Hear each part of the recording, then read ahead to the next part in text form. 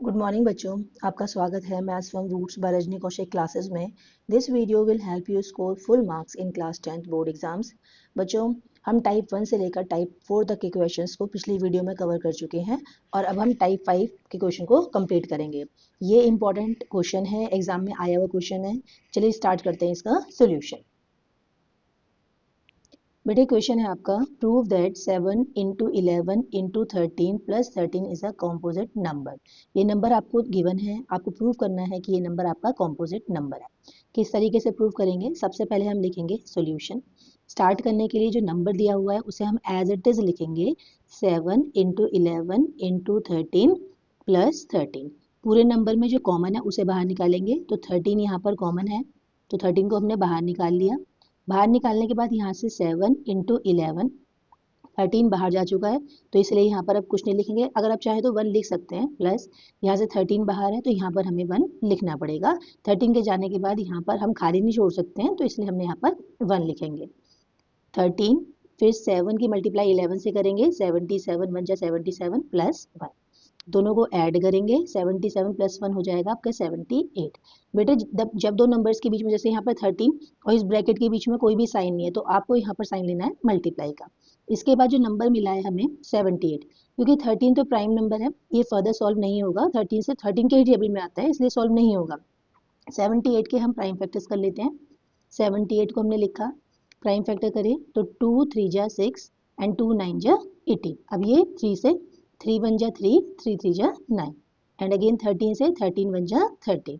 तो इस तरीके से इसकी जब हमने प्राइम फैक्टर किए 78 के, तो ये मिले हमें 2 इंटू 3 इंटू 30, 2 इंटू 3 इंटू 30। इस तरीके से हमें प्राइम फैक्टर्स मिल गए। इनको हम अरेंज भी कर सकते हैं, मान लीजिए आप ऐसे भी लिख सकते हैं 2 इंटू 3 इंटू 13 एंड अगेन 30। ऐसे भी छोड़ सकते हैं पर ऐसे भी लिख सकते हैं, कोई दिक्कत नहीं है इसमें, ठीक है। अब इसके बाद हम क्या देख रहे हैं, 2 हमारा एक प्राइम नंबर है, 3 भी हमारा एक प्राइम नंबर है, 13 again is a prime number और ये दोबारा से आ गया 13 प्राइम नंबर। अब ये यहाँ पर हम ये देख रहे हैं कि जितने भी नंबर यहाँ पर ओपन होकर आए हैं, सारे नंबर अपने आप में क्या है, प्राइम नंबर है।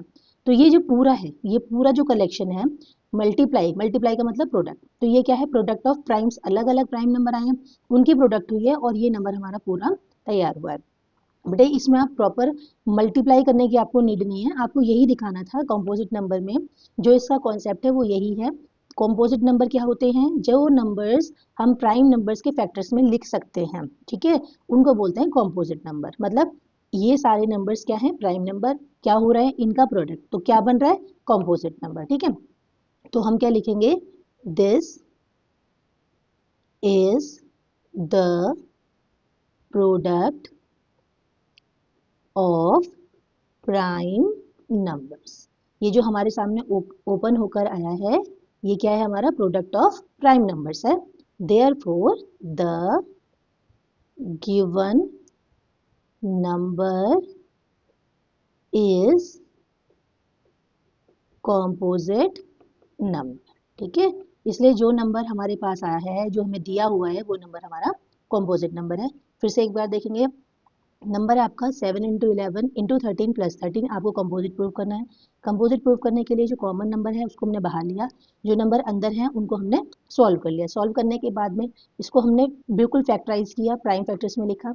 तो प्राइम फैक्टर्स में लिखने के बाद ये हमें मिला 2 इंटू 3 इंटू 13 इंटू 13। ये सारे ही अपने आप में प्राइम नंबर हैं। जो भी नंबर प्राइम नंबर का प्रोडक्ट निकल कर आता है उसे हम कॉम्पोजिट नंबर बोलते हैं। तो ये नंबर बना हमारा कॉम्पोजिट नंबर। एक क्वेश्चन आप खुद सॉल्व करेंगे होमवर्क में। ये क्वेश्चन बेटा आपको होमवर्क में सॉल्व करना है। Prove that 7 into 6 into 5 into 4 into 3 into 2 into 1 plus 5 is a composite number.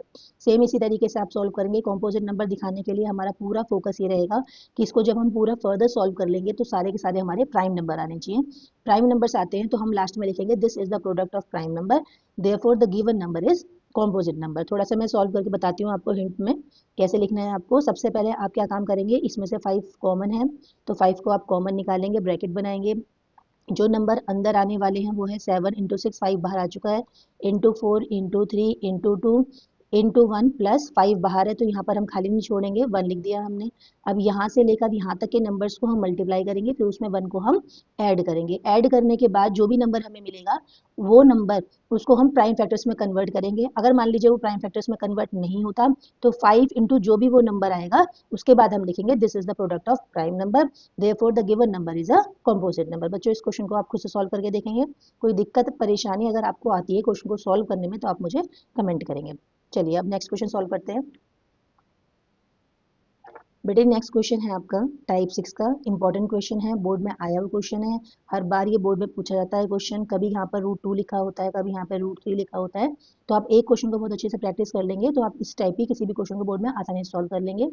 3 marks का बोर्ड में आता है ये क्वेश्चन, इंपॉर्टेंट है। आपको बार बार मैं बता रही हूँ कि आपको बहुत अच्छे से इस क्वेश्चन की प्रैक्टिस करनी है, बहुत अच्छे से इसको लिख कर आना है। तो कैसे करना है इस क्वेश्चन को सॉल्व? सबसे पहले इस क्वेश्चन को सॉल्व करने के लिए हम इसके कॉन्सेप्ट समझेंगे कि क्वेश्चन के कॉन्सेप्ट क्या है। ठीक है, अब कॉन्सेप्ट क्या है बेटे, इस क्वेश्चन में हमें प्रूव करना है कि √5 हमारा इरेशनल नंबर है। अब इरेशनल नंबर है क्या, मतलब किस तरीके से हम इरेशनल को प्रूव करेंगे? तो सबसे पहले इरेशनल से पहले हम समझते हैं कि रैशनल क्या होता है। रैशनल नंबर बेटे हमेशा याद रखना कि ऐसे नंबर जिसको हम न्यूमरेटर अपॉन डिनोमिनेटर की फॉर्म में लिख सके, यानी कि एक नंबर जिसको हम न्यूमरेटर बोल सके और एक नंबर जिसको हम डिनोमिनेटर बोल सके। तो न्यूमरेटर और डिनोमिनेटर दोनों मिलकर बनाते हैं हमारे rational number, numerator and denominator. अब इसमें भी कंडीशन ये होती है कि जो भी आपका डिनोमिनेटर है, मान लीजिए कि हमने न्यूमरेटर को वैल्यू दी 1 की, डिनोमिनेटर को वैल्यू देते हैं हम b की, तो न्यूमरेटर अपॉन डिनोमिनेटर में कंडीशन ये है कि आपका जो डिनोमिनेटर है यानी कि b, उसकी वैल्यू आपकी 0 नहीं होनी चाहिए। फिर से देखो बच्चों, कॉन्सेप्ट ये है, इरेशनल हमें प्रूव करना है, इरेशनल डायरेक्ट प्रूव ना करके हमने रैशनल को लिया। रैशनल नंबर क्या होते हैं जिसको हम न्यूमरेटर अपॉन डिनोमिनेटर की फॉर्म में लिख सकते हैं। कंडीशन अप्लाई करनी है कि b यानी कि जो डिनोमिनेटर की वैल्यू वो 0 नहीं होनी चाहिए। क्यों नहीं होनी चाहिए? क्योंकि जब कभी डिनोमिनेटर में वैल्यू 0 आती है तो वो नंबर इनफाइनाइट नंबर बन जाता है, वो फर्दर सॉल्व नहीं हो पाता।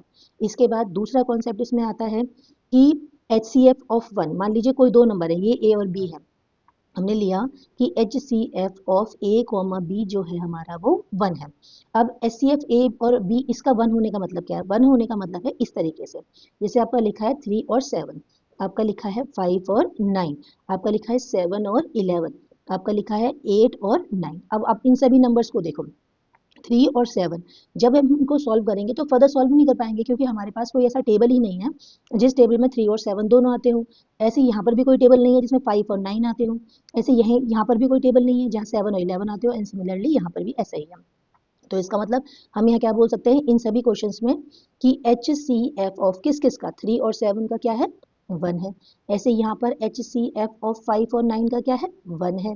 ऐसे यहाँ पर HCF ऑफ 7 और 11 का वो क्या हो गया? 1 हो गया। ऐसे यहाँ पर HCF ऑफ 8 और 9 का भी 1 हो गया। HCF 1 होने का मतलब ये है कि नंबर फर्दर सॉल्व नहीं हो पाएंगे। अब HCF डिफरेंट क्या है? मान लीजिए मैंने लिख दिया यहाँ पर, मैं लिख देती हूँ 4/14, ठीक है। क्या मेरे पास कोई ऐसा नंबर है जो नंबर दोनों को कैंसिल करेगा? यस। क्या नंबर है? 2, 2 2 जा 4 एंड 2 7 जा 14। इसका मतलब ये हो गया कि HCF मेरा 4 का और 14 का निकल के आया है 2।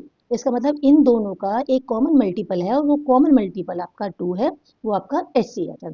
तो इस तरीके से हमने इस क्वेश्चन के लिए दो कॉन्सेप्ट डेवलप किए हैं। एक रैशनल नंबर, रैशनल नंबर मतलब जिसको हम a और अपॉन b की फॉर्म में लिख सकते हैं, b की वैल्यू 0 नहीं होनी चाहिए। HCF ऑफ a और b का मतलब क्या है? a और b के HCF होने का मतलब ये है कि उन दोनों नंबर्स का कोई भी कॉमन डिवाइजर नहीं होगा, अगर होगा तो ओनली 1 होगा, 1 के अलावा कोई और उनका कॉमन डिवाइजर नहीं होगा। बड़े होपफुल आपको ये कॉन्सेप्ट समझ में आया होगा। अब हम सीखते हैं कि इस क्वेश्चन को हमें बोर्ड में लिखना किस तरीके से है। क्वेश्चन का सोल्यूशन, क्वेश्चन है हमारा prove that √5 is irrational number. सबसे पहले हम लेंगे, एज्यूम करेंगे लेट √5 इज रैशनल नंबर। √5 को हमने सपोज कर लिया कि √5 हमारा रैशनल नंबर है, ठीक है। तो देयरफॉर कैसे लिखेंगे इसको? √5 equals to a upon b, where b is not equals to 0, b की वैल्यू 0 के इक्वल नहीं होनी चाहिए। और एक इंपॉर्टेंट बात, HCF ऑफ किस किस का? a और b का इक्वल्स टू 1 है। HCF जो है a b का 1 है, इसका मतलब इन दोनों में कोई भी कॉमन डिवाइजर नहीं है, अगर है तो वो सिर्फ 1 है। इसके बाद क्या करना है? इसके बाद हम स्क्वायरिंग करेंगे both side, squaring both side, दोनों तरफ हम स्क्वायर किया तो √5 का square equals to A square upon B square. बेटे रूट 5 का स्क्वायर होता है 5 और ये बना आपका ए स्क्वायर अपॉन बी स्क्वायर। नीचे 1 लेके हम क्रॉस मल्टीप्लाई कर देते हैं तो A square equals to 5 B square.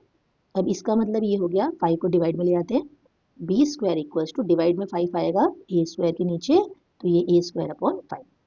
A square upon 5 का मतलब है कि जो ए स्क्वायर है वो 5 से डिवाइड हो रहा है।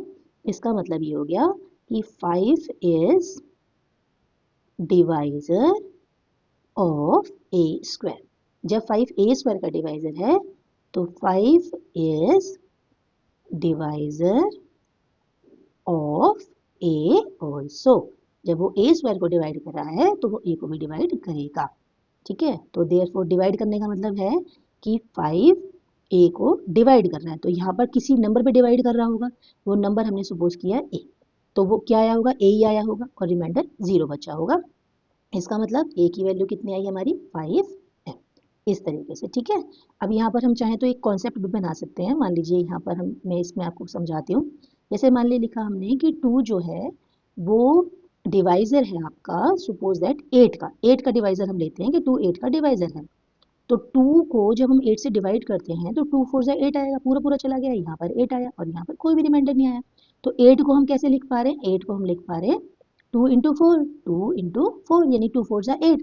तो सेम इसी तरीके से जब ए को 5 डिवाइड कर रहा है तो पूरा पूरा डिवाइड कर रहा है यानी कि ए आ रहा होगा, रिमाइंडर कुछ नहीं आ रहा होगा। लेकिन यहाँ क्या आ रहा है, यहाँ हम नहीं बता सकते क्योंकि यहाँ हमारी ए जो है वो एज्यूमिंग वैल्यू है। तो यहाँ पर हमने लिया m और m क्या चीज है, m को बोल देते हैं कि m is any integer. m कोई भी इंटीजर रहा होगा। अब इंटीजर क्यों, जैसे यहाँ पर 4 अपने आप एक इंटीजर नंबर निकल के आया है तो इस तरीके से यहाँ पर m कोई इंटीजर रहा होगा तो a की वैल्यू आ गई हमारी 5 है। अब इस a की वैल्यू को उठाकर हम इक्वेशन नंबर 1 में लगाएंगे।